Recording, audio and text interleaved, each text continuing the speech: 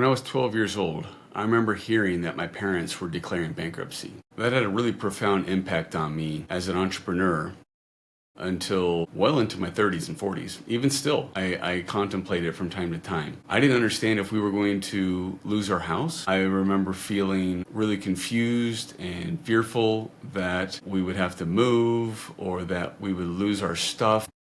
That it really affected my mindset towards money and security as I got into my 20s and 30s. I remember constantly working on how to get better, how to be smarter, how to be more motivated. My ambition was all tied to that one time in my life. It made me very ambitious. I didn't realize it then, but looking back on it now with all of the trainings and Landmark and NLP and coaching and therapy, that I made a promise then to never put myself and my family in the same financial situation. I wanted to protect my family from going through a similar financial struggle. I also learned too, by reflecting on that period of time, about where some of my entrepreneurial desire came from. My father had his own accounting business prior to returning to the military and active duty when I was just 3 or 4 years old.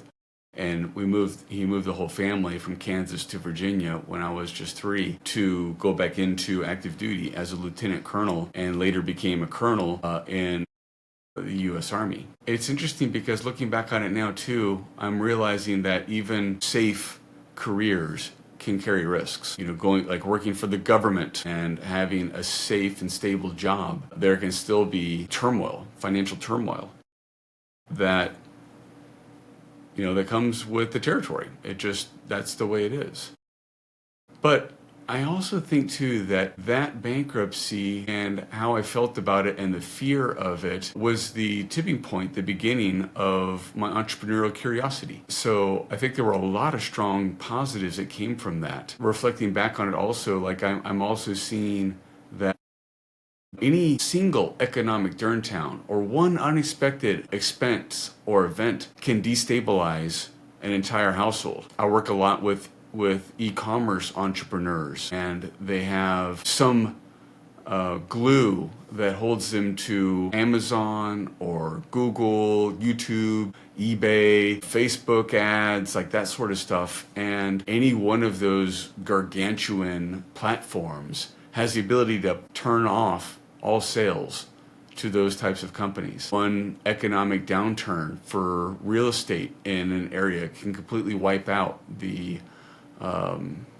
equity for owners in the DC area, San Diego, Phoenix, Florida, Nevada, like in the late 2000s and other times, but even before that. Also reflecting back, I'm realizing that having flexibility and having a diversification of income streams can really reduce one's vulnerability, which is also a big prompt of why I do what I do as a business broker and helping people sell their businesses so that they can diversify their holdings. And instead of being exclusively focused on a family business or on a founder-led, single owner business, they can diversify their income streams into multiple asset classes. This is also where, I'm thinking that many of us, that are entrepreneurial have more control over our own financial fate is in these early formative days of our entrepreneurial experience.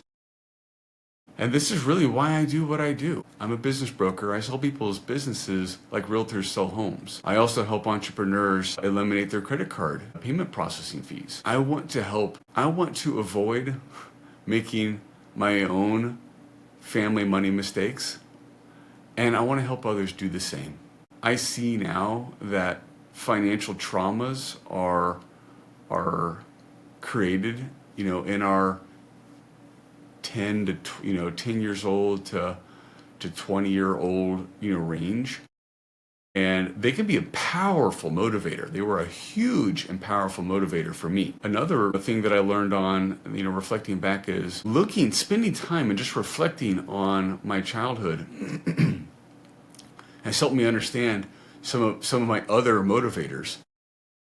And believe it or not, and it sounds silly, I think, for many people. Sometimes it sounds silly for me to even talk about it, but love is a big motivator for me. And I realized, looking back on that period of time, how my love languages, for those of you that have read Gary Chapman's The 5 Love Languages, I would encourage you to think about it separate from your relationship, but with your relationship with money and your own, how you feel like you provide value in this world. For me, it was acts of service and words of affirmation. Those are my love languages. My primary is acts of service. I like to provide an incredible service for people.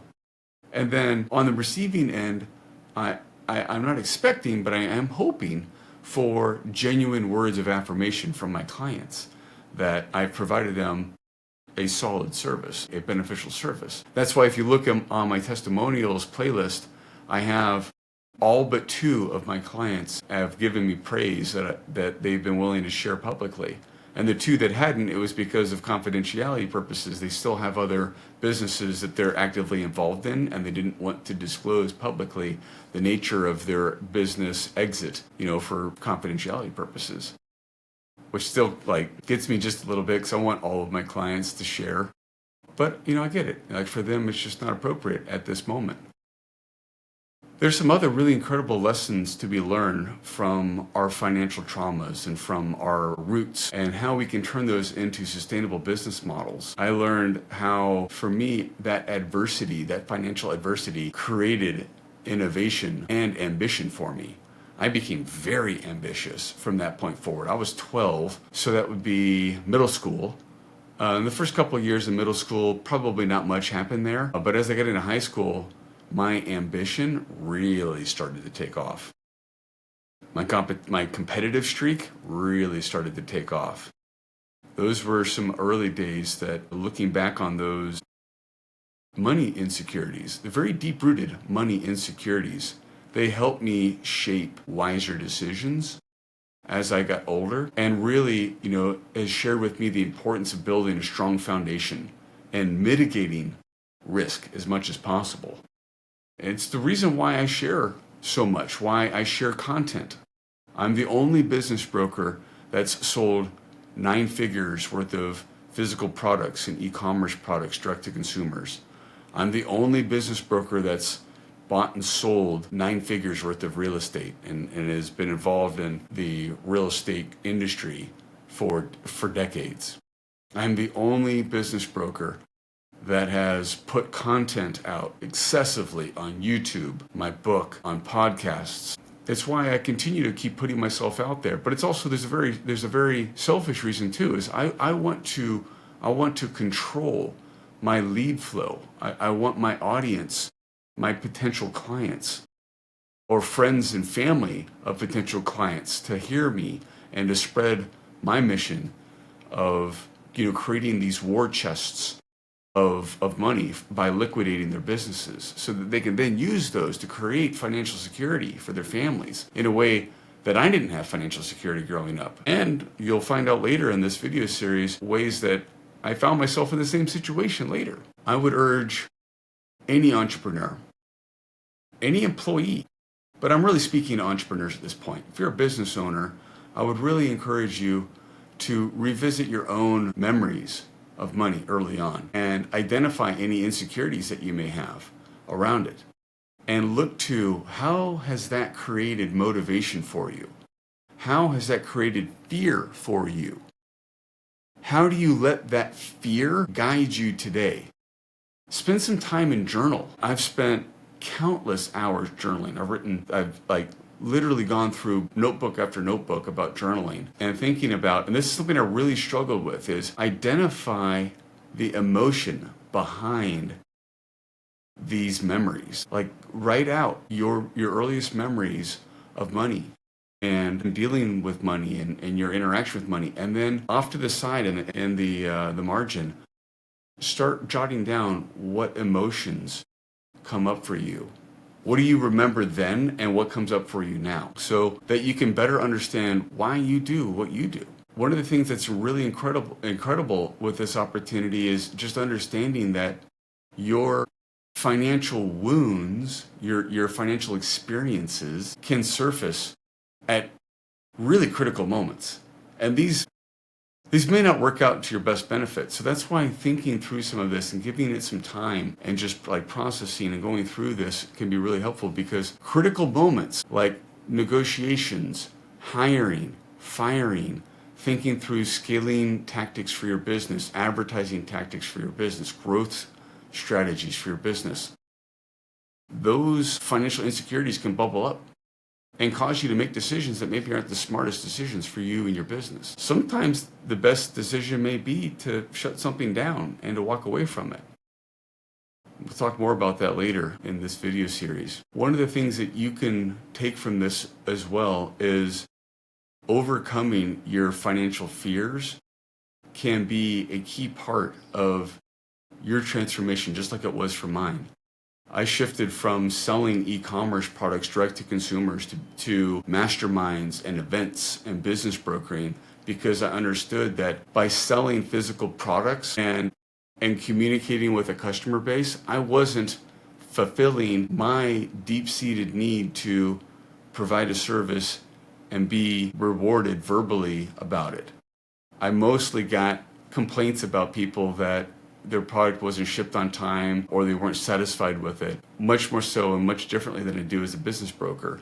So selling physical products wasn't filling my love buckets, which looking back on it now is really painful for me.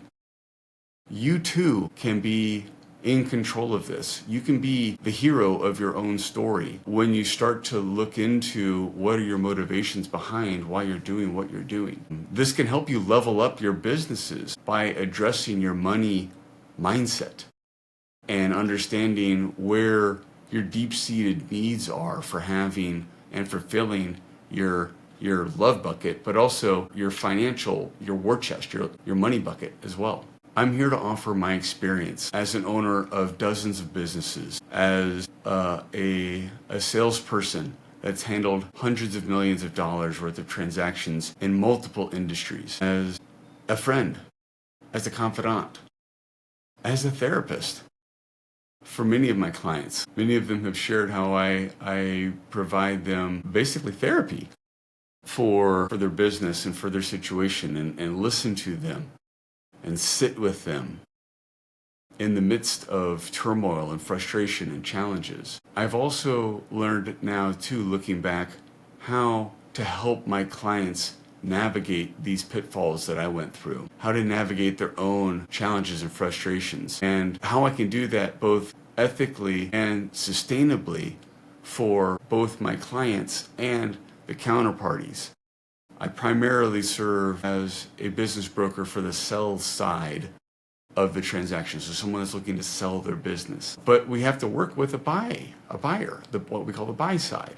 I've learned a number of different ways to be able to communicate and work with both parties in that transaction so that we can navigate the pitfalls that come up when some of these things from our past come up and cause us challenges to proceed, to move forward, to be able to close these deals. It's extremely possible to build meaningful and profitable businesses without losing your sanity and going crazy, or without repeating these painful financial cycles that perhaps our grandparents and parents and ourselves have gone through getting to this point. I would encourage you to explore your own roots and your own beginnings and think through, like, what narratives do you have about your money?